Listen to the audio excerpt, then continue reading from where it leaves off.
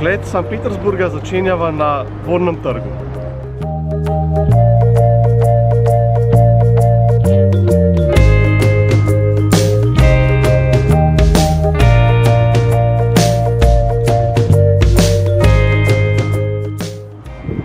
Sankt Petersburg je znan tudi kot Severna Venecija.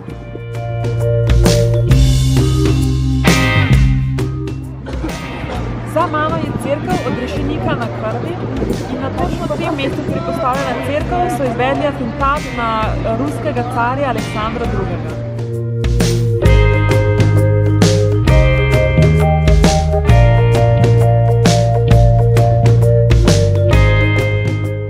Sva na sprehodu po Sankt Petersburgu in kot vidite je kar hladno. Slabo vreme sva izkoristila za obisk enega največjih in najslavnejših muzejev na svetu, Ermitaža.